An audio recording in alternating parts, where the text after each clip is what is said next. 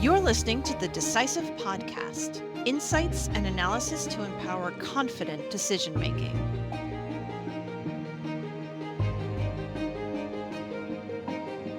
Hello, and welcome to Season 6 of the Decisive podcast. I'm your host, Kristen Hallam. This episode features Jason Kaplan, Senior Economist on the Pricing and Purchasing team at S&P Global Market Intelligence, and is taken from a March 12th client webinar. Jason provides us with macroeconomic context, noting that growth may stay steady but depressed, as the pricing landscape becomes more unstable due to risk and policy shocks, especially tariffs and geopolitics. Jason walks us through why this environment doesn't look like a simple inflation up, inflation down story. Instead, we're seeing regional divergence, margin compression, and commodity-specific supply constraints that can overwhelm weak demand. A core theme is that tariffs take time to show up in realized prices, but that lag is ending. Jason explains that earlier tariff rounds were often absorbed or sidestepped through supply chain workarounds, but now U.S. input costs are rising more visibly, and some firms report they can't fully pass those costs on. Using insights tied to S&P Global's Purchasing Managers Indexes, Jason highlights a widening gap, especially in the U.S., between input price pressure and pricing power, a setup that can squeeze profitability even when headline growth doesn't collapse. From there, Jason connects the macro picture to metals, where procurement teams often feel volatility first. He outlines why copper has moved into a structurally higher regime, supported by tight supply and demand linked to AI data centers, grid build-out, and defense, with supply problems persisting into 2029-2030. He also explains why aluminum is a different situation, not a raw material shortage, but a midstream smelting capacity constraint tied to energy economics. Let's listen now to what he has to say. We see the proliferation of risks hitting many of the commodities we follow. After we publish that, then we see this Iranian conflict start. So what it really highlights is that we're in a very much a risk-on environment. Now, we'll be looking at the Iranian conflict just marginally as we go through, but that hasn't been the focus of our forecast this quarter. The topic will be macroeconomic. I'll be covering that and then looking at some of the direct impacts on non-ferrous metals. In terms of macroeconomic overview, our view, and certainly, and as I say, this was before the Iranian conflict, was that we saw that things were actually very similar to what we had before, with a lot of uncertainty and quite steady growth going forward.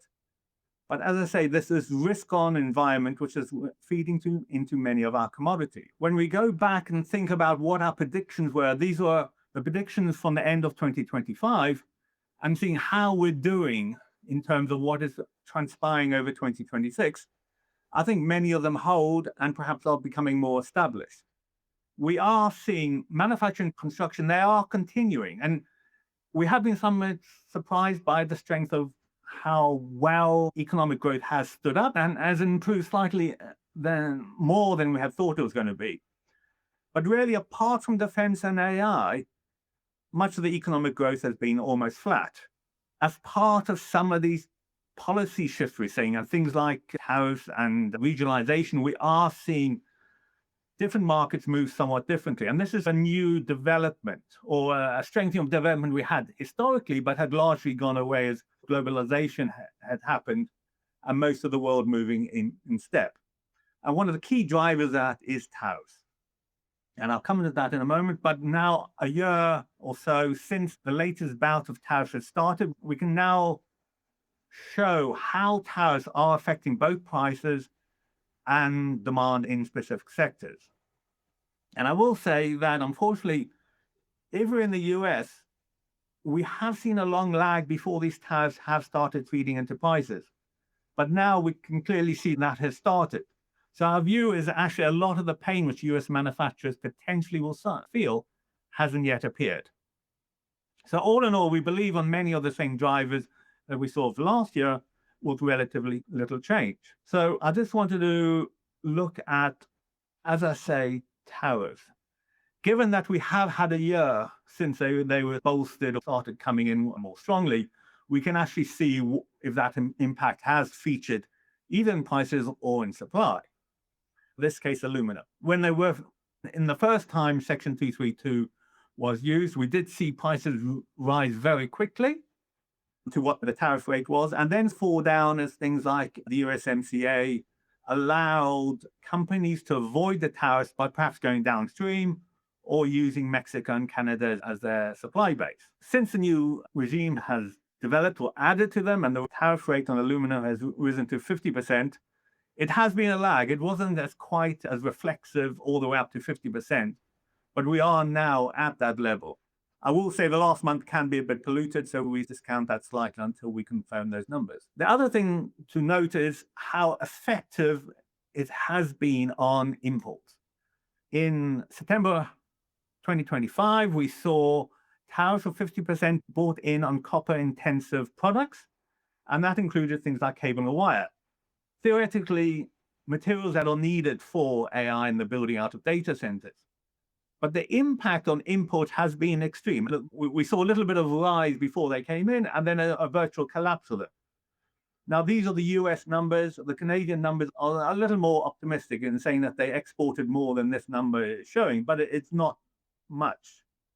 So what we are seeing is really an almost instant response to tariffs coming in, really to the level of tariffs, although there has been a lag up to now. I think this view is even clearer when we look at how prices move downstream. So in this case, we're looking at sort of a supply chain view from metal down to fabrications and the machinery at the end of it in mainland China, United States, and Germany. Now, in the first case, first Section 232, we saw relatively little change in the progress in the United States. The prices were higher than they were historically, but most of the pain was felt in China. Now, this was a time when the US dollar was getting stronger, was appreciating, and also global growth was really quite good internationally. So we feel that the Chinese manufacturers at the time were more able to eat that tariff effect, and many of the tariffs were much lower then, and therefore didn't really flow into the United States, and also didn't flow into elsewhere in the world, like in Germany. When we came to COVID, the effect has been universal. We saw that happening. This was really a supply issue, the inability to move material around the world, raise prices virtually universally everywhere, all through the supply chain. And that was very much well aligned. Now, when we're in the second section, it's interesting to see how this is developing. We see no impact in China. We are not seeing Chinese manufacturers, producers absorbing that power. What we do see in the United States is prices increasing. I will point out Germany, this is mainly more to do with the cost of energy. As you can see, it has flowed really from 2022 when Russia invaded Ukraine. So our belief is that, and this is really stemmed back to our belief that a lot of the difficulty, a lot of the price increases that tariffs would bring haven't yet featured in the United States, but that is where they're going to feature.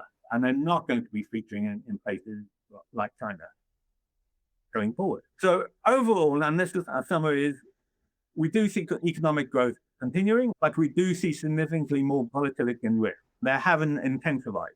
Gold is often used as a sort of a risk mitigation metal, where copper or Dr. Copper is a good indication of how the industrial demand is going. And as you can see, we're at levels we've never ever had before.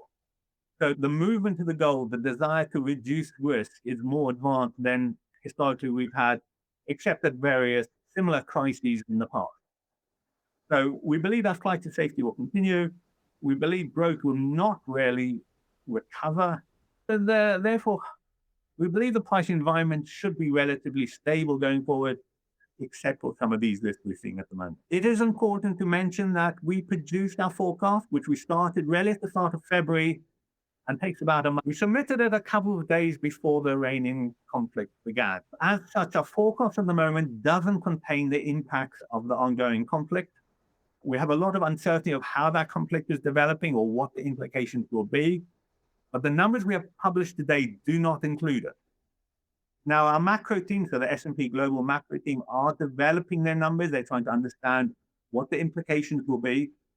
And once they've done that, we will be releasing a new forecast based on the new macroeconomic forecast. Now, historically, we have been very reticent to introduce any new forecast, but given the magnitude and the implications for the tariff, it's something we cannot avoid this time. The other thing that happened during the forecast, and that was half known and half unknown, was that the IEEPA tariffs were passed. Now, we're pretty sure that was going to happen, and that some other mechanism will be used instead of it, as it is going to be Section 122.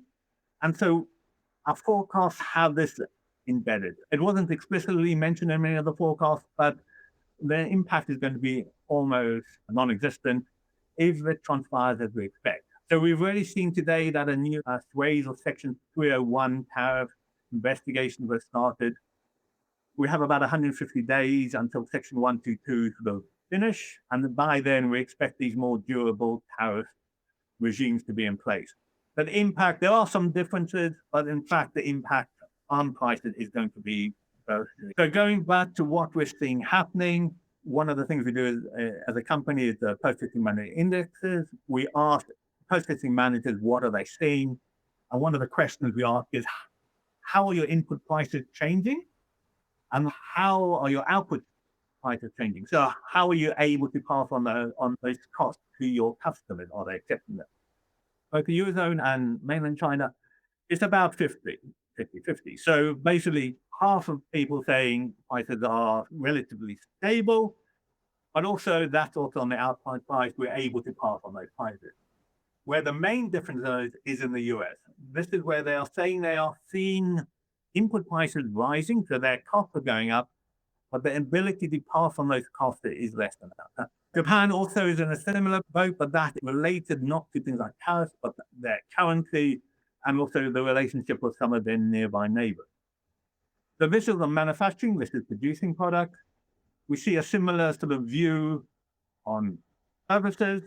These are more global, and it's more universal in that companies are seeing prices on the input increasing and not being able to pass on those prices to their customers, except for mainland China, where it's almost neutral. Overall, when we look at our material price index of a weighted average of 10 major current commodity groups, it's essentially zero. It's marginally negative, but it's essentially zero. But what we are seeing is in US PPIs and to a lesser extent European PPIs significantly above that, and that's really causing things like profit compression, or as companies aren't able to pass on these higher input costs to their clients.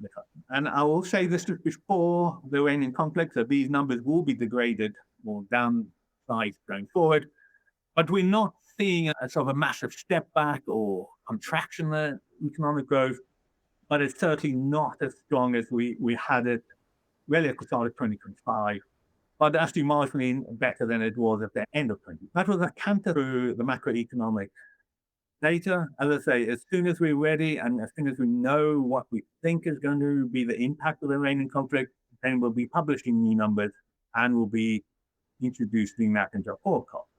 Now, going forward, how is this going to feature into non-ferrous metals? Or how are those structures going to go factor into non-ferrous metals? Quite significantly. So I'm going to start with copper, then aluminum, and then we'll cover the other three base metals quite sharply, because copper and aluminum are the two sort of interesting ones at the moment, the most interesting ones. The first thing is copper prices on a canter upward. We saw that recently coming into the year, and there's a number of factors which are all magnifying each other.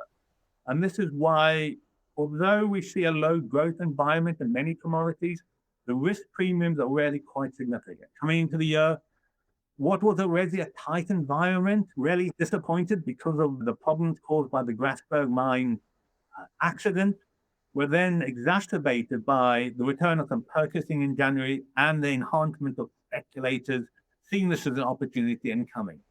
We haven't had prices go up to $13,000 per metric ton before, but that's where we got to, and that's really where they are somewhat holding at the moment. Now, anecdotally or historically, we would have seen some shifting to other commodities like aluminum, but as we'll talk about in a moment, aluminum isn't a safe metal to move into.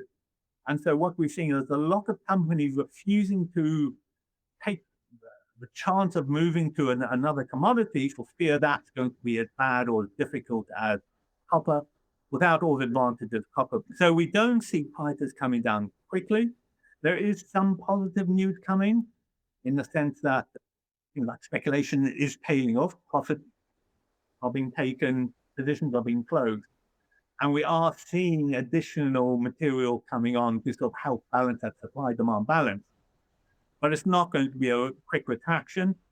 And the level of prices going forward is elevated from what we had before. So the days of below 10,000 long gone.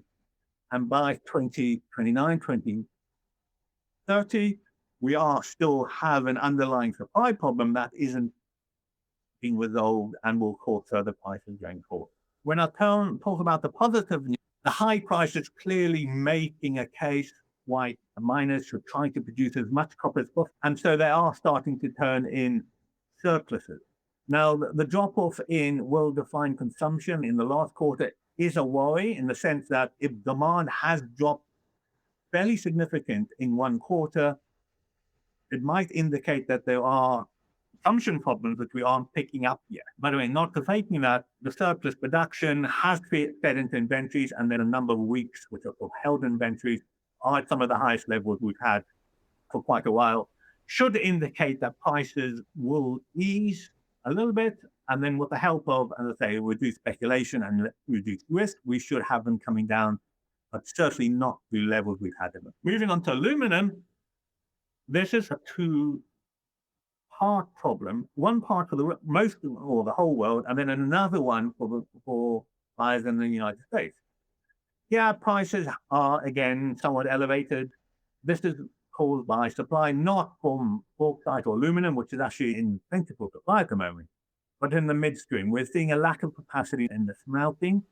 No new smelters being added, rarely because of the cost of energy and where that energy is coming from. And that sort of supported prices, especially, as I say, as we've got things like financial speculation and risk lifting it. As I say, these prices are going to be raised when we start factoring in lack of production from the Gulf due to the conflict there. But at the moment, they don't have that in there. Additionally, in the United States, you have to deal with the Midwest premium. As most of the material comes from Canada and is subject to 50% tariffs at the moment, that is featuring in the Midwest premium. Now, it is also a little bit in Europe. Europe is starting to see the feature in prices there, and also the supply tightness a little bit. But 91% additional cost because of tariffs, because of some logistics and some risk. I look today, it's actually about 93%. This is a big burden that manufacturers in the US are having to pay because of the tariff and the isolation that brings. Looking at other commodities, and I'll do these somewhat quicker, nickel was looking very stable. And as I say, we had a lot of capacity coming on in Indonesia, new technologies, new processing, which meant that there was an oversupply of material, keeping the prices very level, about $13,000 per metric ton. And the moment they moved from that anywhere, we saw new capacity coming on in Indonesia. They were both the biggest and the swing producers, and that kept the price very stable. However, when you have one dominant producer, as you do have in the case of Indonesia, when it changes its views and you start getting things like reduced permitting or the belief that the material will not be as freely available, then we saw prices jump. And we did see them jump quite significantly recently when there's some comment that permits were going to be reduced. Yes, this is potentially a problem with really many of the commodities where you have a single large producer. We do see them coming off. We do see, as I say, reduced speculation. And there isn't actually a short of material. It is, as I say, the risk that the material will tighten that's causing prices to go up. But going forward, we see prices coming down, but perhaps staying above the 13,000 to reflect that there are problems with having a single major source of supply. And then finally, if I cover tin and zinc, we have a very sharp increase in 2026 in both these metals coming up. In the case of tin, this is because we can see new mining capacity coming online. This will add capacity. This will reduce the supply deficit that has boosted prices very significantly over 2025. electronic applications are strong. They are demanding a lot of pin. As soon as the supply improves, that will relieve the pressure and we'll have prices going down to more normal level. Zinc is similar problems, but here supply is maybe weak, but also the demand is weak. Well, there's somewhat subdued construction market. Zinc is mainly used in galvanized steel. As the construction market is improving, when we have some of the problems in the zinc supply chain improving, then that will relieve the pressure. And we actually do see zinc as being one of the weakest metals going forward. If I wanted to summarize all the base metals, zinc is coming down, tin is going to come down when more capacity arrives. But of the other four base metals, I didn't cover lead, we see them all tracking upwards, of which copper is going to see the biggest increase, really because of the lack of supply and the very strong demand from things like data centers and gridification. And then finally, to summarize, steady but depressed fundamentals. Demand is not falling off, but it's also not going anywhere. If you're copper and you're looking at AI, if you're building data centers or anything to do with defense, then that is where all the growth is going to come from. And that is the thing that's going to support prices going forward. Notice the regional difference in some of the metals. This is the aluminum when you come to the US, and that is because of tariffs, where globally many of the metals are somewhat supported by regionalization and that. And I haven't really covered it, but the conflict in Iran is going to cause a universal increase in price, but specifically in aluminum, where the gold is a major producer. Thank you for listening to the Decisive podcast from S&P Global. Please subscribe and join us for next week's episode. Until then, stay curious and stay informed.